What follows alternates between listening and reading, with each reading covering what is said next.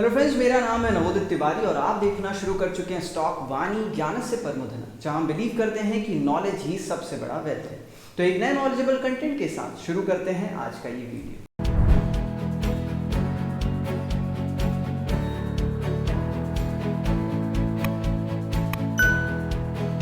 तो जैसा कि आप लोगों ने थंबनेल में देखा होगा, मैं आपसे एक ऐसी स्ट्रैटेजी साझा करने वाला हूं जिससे आपके पोर्टफोलियो की हालत जरूर सुधर सकती है।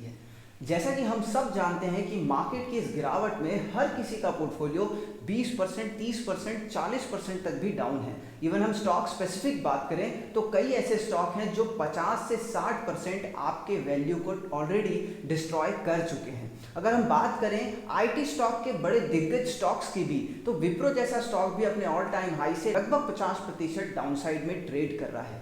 और अपने अपने सेक्टर के ऐसे कई बड़े स्टॉक्स हैं जो अच्छे खासे गिरावट में अभी ट्रेड कर रहे हैं। लेकिन आपका ये सवाल अभी भी अनआंसर्ड है कि आखिर इस गिरावट में इस खराब पोर्टफोलियो को सुधारे कैसे। तो चलिए उसकी बात करते हैं। और उसकी बात शुरू करूं उससे पहले मैं एक कोट आप लोगों के सामने रखना चाहूँगा। अगर आप मिडिल इनकम क्लास फैमिली से बिलोंग करते हैं और आपका नेटिव अगर कोई विलेज एरिया है तो आपने ये कोट ज़रूर सुना होगा। बड़े बुजुर्ग हमेशा कहते हैं, अगर आप किसी ऐसे परेशानी में फंस जाते हैं जिसमें आपकी कोई गलती ही नहीं रहती, तो वो आपसे कहते हैं कि गेहूं के साथ घुन को भी पिसना पड़ता है। और ये जो कोट है ये अभी मार्केट में 100% अप्लाई हो रहा है। यानी कि ऐसे खराब बाजार में खराब शेयर तो पिट ही रहे हैं, लेकिन इनके साथ साथ मार्केट सेंटीमेंट कमजोर होने के कारण अच्छे शेयरों की भी पिटाई हो रही है। और यही वो मौका है जहां पे आप अपने पोर्टफोलियो को शफल कर सकते हैं।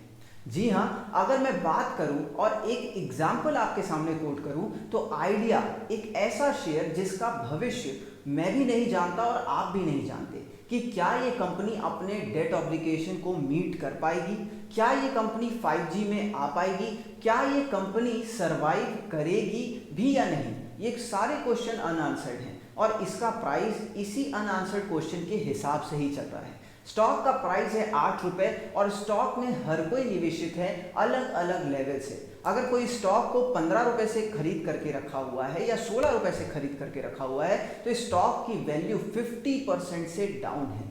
लेकिन अगर मैं आपको एक स्टॉक बताता हूं जिसका नाम है विप्रो और जिसका ऑल टाइम हाई अगर 800 रुपए का था और अभी वो स्टॉक ट्रेड कर रहा है 400 रुपए पे, तो मैं आपसे ये क्वेश्चन पूछता हूं कि आइडिया के 16 रुपए पे आ जाने के चांसेस ज्यादा हैं या विप्रो के 800 रुपए पे आ जाने के चांसेस ज्यादा हैं।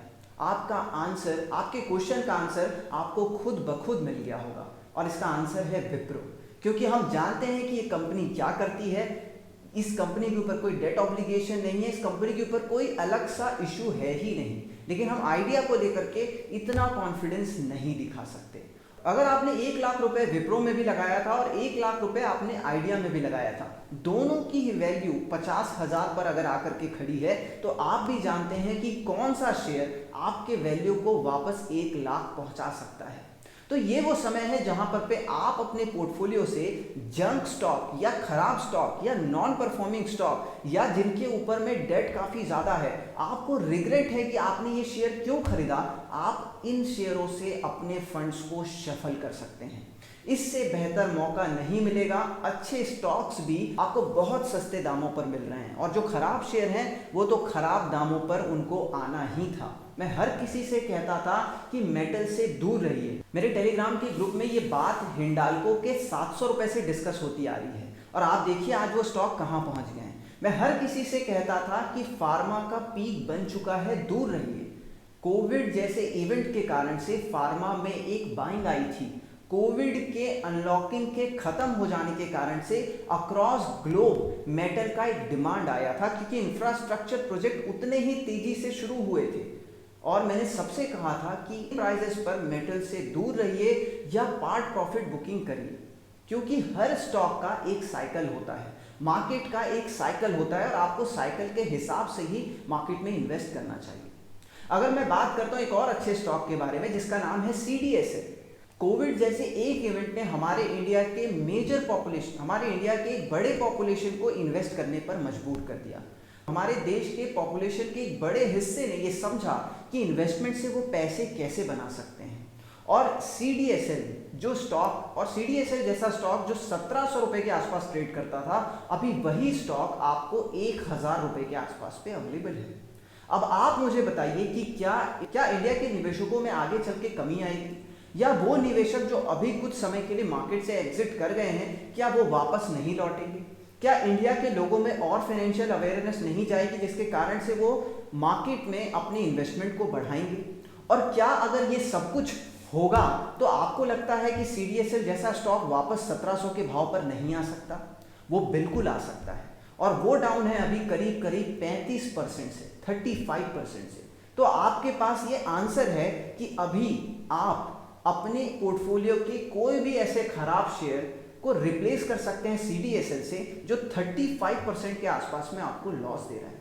और मार्केट में ऐसे अच्छे एग्जांपल्स की कमी बिल्कुल नहीं है। अगर मैं बात करूं एंजल ब्रोकिंग की, जिसका प्राइस था 2000 रुपए और अभी वो ट्रेड कर रहा है 1000 रुपए के आसपास, यानी कि 50% लॉस के आसपास।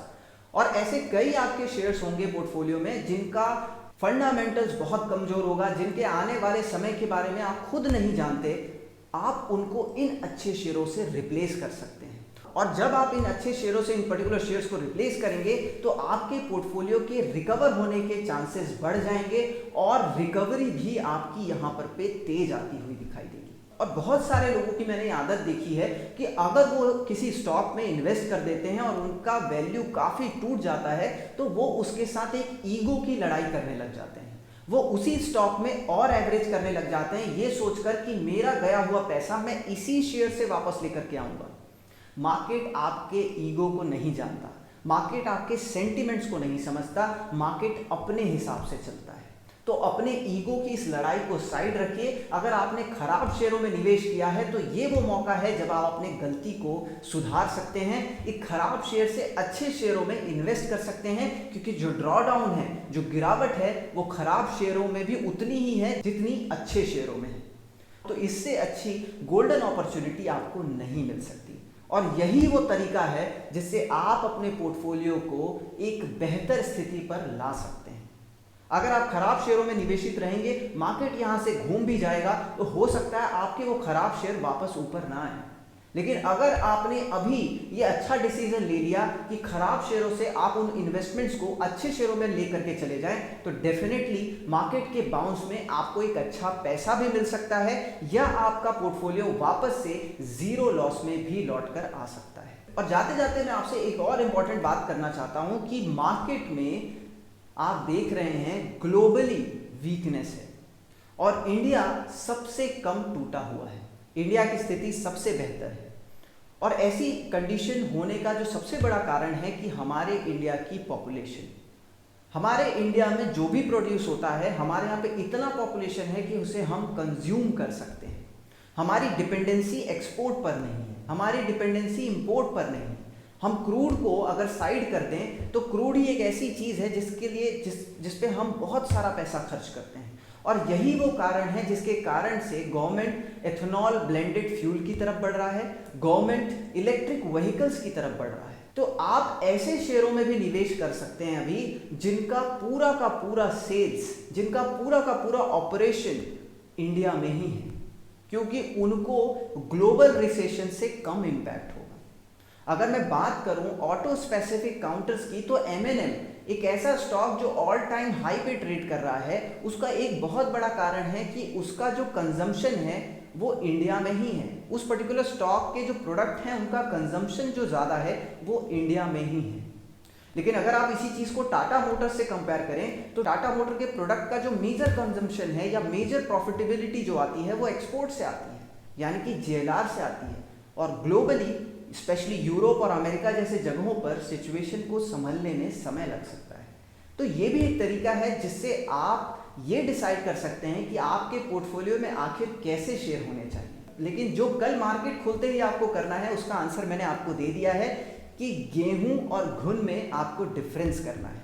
आपको अच्छे शेयर और जंक शेयर में डिफरेंस करना है। आपको अच्छे शेयर्स भी सस्ते दामों पर मिल रहे हैं, आपको अपने पोर्टफोलियो को शफल करना है।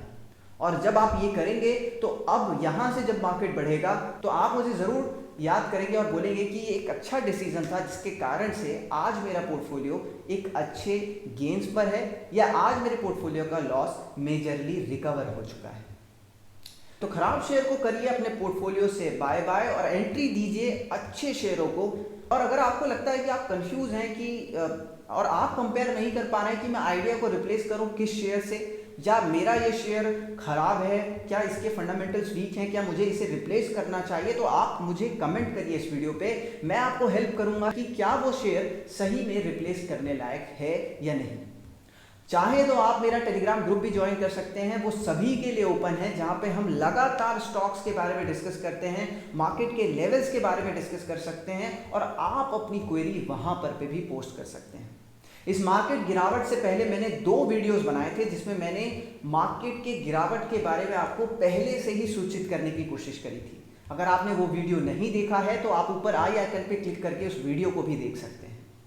और इसी तरीके के अच्छे कंटेंट्स के लिए बने रहिए हमारे साथ। लाइक सब्सक्राइब नहीं किया है तो बिल्कुल लाइक और सब्सक्राइब करें, और अपने दोस्तों में भी इस इंपॉर्टेंट मैसेज को, इस इंपॉर्टेंट स्ट्रैटेजी को शेयर करें ताकि उनके भी पोर्टफोलियो की हालत सुधर सके। तो ये था मेरी तरफ से एक छोटा सा वीडियो आप सबके लिए। अगर आपको अच्छा लगा तो मुझे ज़रूर बताइएगा, और अगर आप कोई फीडबैक भी देना चाहते हैं तो ज़रूर हमें बताएं कमेंट करके। और इस डाउनफॉल में अपना और अपने पोर्टफोलियो का ध्यान ज़रूर रखें। Thank you so much guys for watching this video.